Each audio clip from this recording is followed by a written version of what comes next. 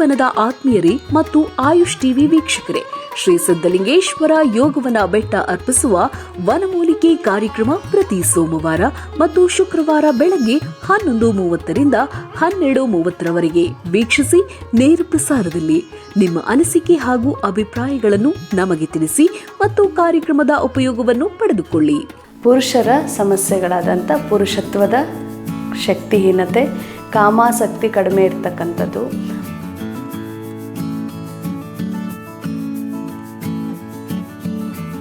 ಪುರುಷರ ಬಂಜೆತನ ಕಾರಣ ಕೂಡ ಒಂದು ಸಮಸ್ಯೆ ಆಗಿರುತ್ತೆ.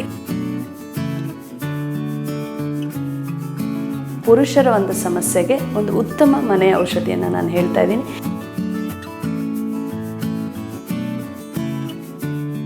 ನಮಸ್ತೆ ವೀಕ್ಷಕರೇ, ಅಡುಗೆ ಮನೆ ವೈದ್ಯ ಕಾರ್ಯಕ್ರಮಕ್ಕೆ ತಮಗೆಲ್ಲರಿಗೂ ಆತ್ಮೀಯವಾದಂಥ ಸ್ವಾಗತ.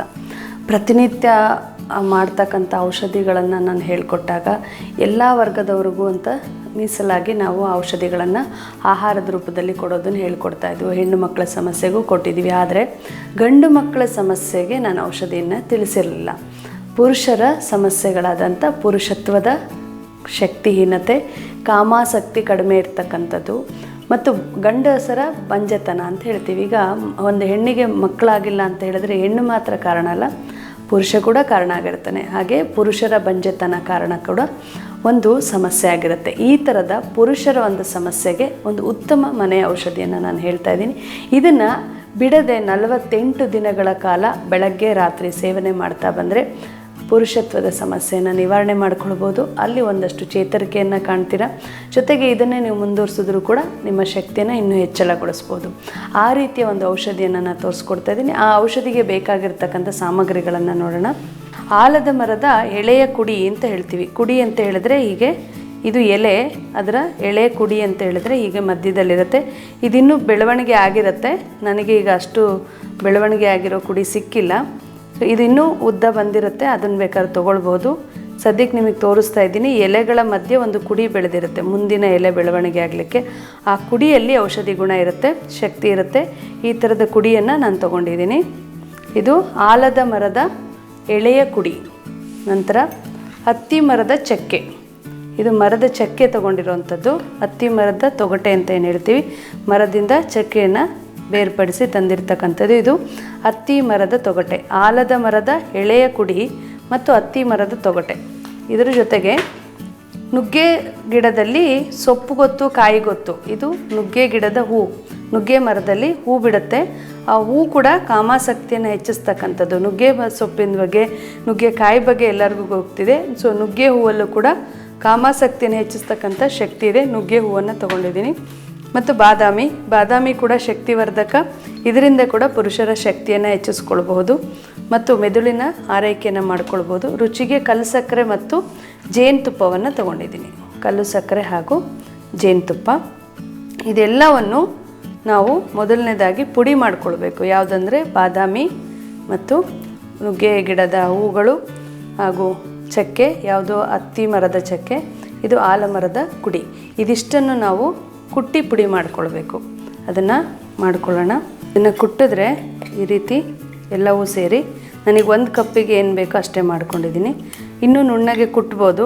ನಿಮಗೆ ಬಾಯಿಗೆ ಸಿಕ್ಕಿದ್ರೆ ಹಿಂಸೆ ಆಗುತ್ತೆ ಅಂದರೆ ಇನ್ನೂ ಸಣ್ಣದಾಗಿ ಮಾಡ್ಕೊಳ್ಬೋದು. ಅಥವಾ ಇವುಗಳನ್ನೆಲ್ಲ ನೀವು ಕ್ಲೀನಾಗಿ ಒಣಗಿಸಿ ಅದರಿಂದ ಪೌಡ್ರನ್ನು ಮಾಡ್ಬೋದು. ನಾನು ತಾಜಾ ಇರಲಿ ಅಂತ ಹಸಿಯಾಗಿ ತೊಗೊಂಡಿದ್ದೀನಿ. ಇದು ನಾನು ಹೇಳಿದಂಥ ಹತ್ತಿ ಮರದ ಚಕ್ಕೆ, ಆಲದ ಮರದ ಕುಡಿ ಮತ್ತು ನುಗ್ಗೆ ಗಿಡದ ಹೂವು ಅಷ್ಟು ಸೇರಿ ರುಬ್ಬಿರ್ತಕ್ಕಂಥದ್ದು. ಜೊತೆಗೆ ಬಾದಾಮಿಯನ್ನು ಸೇರಿಸಿದೆ.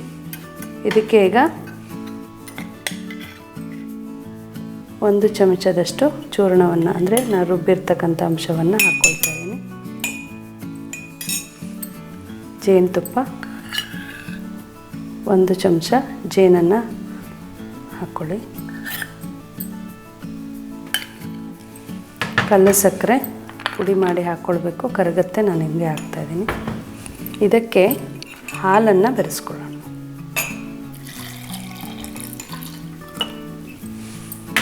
ಇದಿಷ್ಟನ್ನು ಬೆರೆಸಿ ಚೆನ್ನಾಗಿ ಕರಗಬೇಕು. ಒಂದು ಸ್ವಲ್ಪ ಹೊತ್ತು ಬಿಡಿ. ಕಲ್ಲು ಸಕ್ಕರೆಯನ್ನು ಕುಟ್ಟಿ ಪುಡಿ ಮಾಡಿ ಹಾಕ್ಕೊಳ್ಳಿ, ಕರಗತ್ತೆ ಬೇಗ.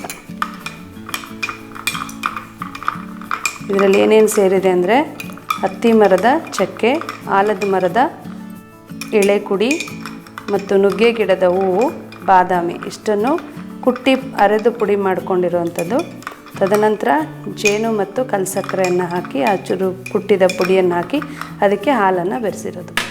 ಹಾಲು ರೆಡಿಯಾಗಿದೆ. ಈ ರೀತಿಯ ಹಾಲನ್ನು ಪುರುಷತ್ವ ಸಮಸ್ಯೆ ಇರ್ತಕ್ಕಂಥವ್ರು, ನಿರಾಸಕ್ತಿ, ಕಾಮಾಸಕ್ತಿ ಕಡಿಮೆ ಇರ್ತಕ್ಕಂಥವ್ರು, ಬಂಜೆತನದ ಸಮಸ್ಯೆಯನ್ನು ಎದುರಿಸ್ತಾ ಇರೋಂಥವ್ರು ಈ ಒಂದು ಹಾಲನ್ನು ಬೆಳಗ್ಗೆ ಮತ್ತು ರಾತ್ರಿ 2 ಸಮಯ ತಗೊಳ್ಬೇಕು. ದಿನಕ್ಕೆ 2 ಬಾರಿಯಂತೆ 48 ದಿನಗಳ ಕಾಲ ಬಿಡದೆ ಈ ಒಂದು ಹಾಲನ್ನು ಕುಡಿಯೋ ಅಭ್ಯಾಸ ಮಾಡಿ. ಇದರೊಂದಿಗೆ ನಿಮ್ಮ ಕಾಮಾಸಕ್ತಿ ಕಡಿಮೆ ಆಗಲಿಕ್ಕೆ ತಪ್ಪುಗಳು ಕೂಡ ಕಾರಣ ಆಗುತ್ತೆ. ಏನಂತ ಹೇಳಿದ್ರೆ, ಯಾರೆಲ್ಲ ಹೆಚ್ಚು ಕಾಫಿ ಟೀಯನ್ನು ಅಭ್ಯಾಸ ಮಾಡ್ತಿರೋ ಅವರಿಗೆ ಪುರುಷತ್ವದ ಸಮಸ್ಯೆ ಹೆಚ್ಚಿಗೆ ಕಾಡುತ್ತೆ. ಎರಡನೇದಾಗಿ, ಯಾರೆಲ್ಲ ಅಪೌಷ್ಟಿಕವಾದ ಆಹಾರವನ್ನು ತಿಂತೀರಾ, ದೇಹಕ್ಕೆ ಶಕ್ತಿ ಇಲ್ಲದೆ ಇರ್ತಕ್ಕಂಥ ಜಂಕ್ ಫುಡ್ಸ್ಗಳು ತಿನ್ನುವಂಥದ್ದು, ಹೊರಗಡೆನ ಊಟಗಳನ್ನು ಹೆಚ್ಚಿಗೆ ಬಳಸುವಂಥದ್ದು, ಇದು ವೀಕ್ನೆಸ್ಗೆ ಕಾರಣ ಆಗುತ್ತೆ. ಮೂರನೇದು, ಉಪವಾಸಗಳನ್ನು ಮಾಡೋದು, ತಡವಾಗಿ ಊಟ ಮಾಡೋದು, ಒಂದೊಂದು ಸಮಯ ಊಟನೇ ಬಿಟ್ಬಿಡೋದು, ಇಷ್ಟ ಬಂದಾಗ ಊಟ ಮಾಡೋದು, ದಿನಕ್ಕೆ 2 ಟೈಮ್ ಊಟ ಮಾಡೋದು, ಈ ರೀತಿಯ ಆಹಾರಗಳಲ್ಲಿ ಅಪೌಷ್ಟಿಕತೆಯನ್ನು ಮಾಡಿದಾಗ ಈ ಒಂದು ಪುರುಷತ್ವದ ಸಮಸ್ಯೆ ಕಾಡುತ್ತೆ. ಇದಲ್ಲದೆ ಯಾರೆಲ್ಲ ನೈಟ್ ಶಿಫ್ಟಲ್ಲಿ ಕೆಲಸ ಮಾಡ್ತಿದ್ದೀರಾ, ಯಾರು ನಿದ್ರಾಹೀನತೆ ಸಮಸ್ಯೆಯಿಂದ ಬಳಲ್ತಾ ಇದ್ದೀರಾ, ನಿದ್ರೆ ದೇಹಕ್ಕೆ ಕಡಿಮೆ ಆದರೂ ಕೂಡ ಪುರುಷತ್ವದ ಸಮಸ್ಯೆಗೆ ಒಳಗಾಗಬೇಕಾಗತ್ತೆ. ಈ ರೀತಿ ಅಲ್ಲದೆ ಸಾಕಷ್ಟು ದುಶ್ಚಟಗಳನ್ನು ಹೊಂದಿರ್ತೀರ, ಅದರಿಂದ ಕೂಡ ಈ ಸಮಸ್ಯೆ ಆಗುತ್ತೆ. ಹಾಗಾಗಿ ನಿಮ್ಮ ತಪ್ಪುಗಳನ್ನು ನಿಲ್ಲಿಸಿ ಪೌಷ್ಟಿಕಾಂಶ ಇರ್ತಕ್ಕಂಥ ಆಹಾರವನ್ನು ಸಮಯಕ್ಕೆ ಸರಿಯಾಗಿ ತೆಗೆದುಕೊಳ್ತಾ, ನಿದ್ರೆಯನ್ನು ಚೆನ್ನಾಗಿ ಮಾಡ್ತಾ, ಸ್ವಲ್ಪ ದೇಹಕ್ಕೆ ವ್ಯಾಯಾಮಗಳನ್ನು ಕೊಟ್ಟು, ನೀರನ್ನು ಹೆಚ್ಚಿಗೆ ಸೇವನೆ ಮಾಡೋ ಅಭ್ಯಾಸ ಮಾಡಿ, ದಿನಕ್ಕೆ 2 ಬಾರಿ ಈ ರೀತಿಯ ಹಾಲನ್ನು 1/4 ಲೀಟ್ರಷ್ಟು ಒಂದು ಸಮಯಕ್ಕೆ 200ರಿಂದ 250 ml ಅಷ್ಟು ಒಂದು ಟೈಮಿಗೆ ಹಾಲನ್ನು ಕುಡಿಬೇಕು. ಬೆಳಗ್ಗೆ ರಾತ್ರಿ ಈ ರೀತಿಯ ಹಾಲನ್ನು ಬಳಸ್ತಾ ಬನ್ನಿ. 48 ದಿನಗಳ ಒಳಗಾಗಿ ನಿಮ್ಮ ಶಕ್ತಿಯನ್ನು ನೀವು ಹೆಚ್ಚಿಸ್ಕೊಳ್ಳುವಂಥ ಸೂಚನೆಗಳು ನಿಮಗೆ ಗೊತ್ತಾಗುತ್ತೆ. ಇದನ್ನು ಖಂಡಿತ ಮಾಡಿ ಅಭಿಪ್ರಾಯಗಳನ್ನು ತಿಳಿಸಿ.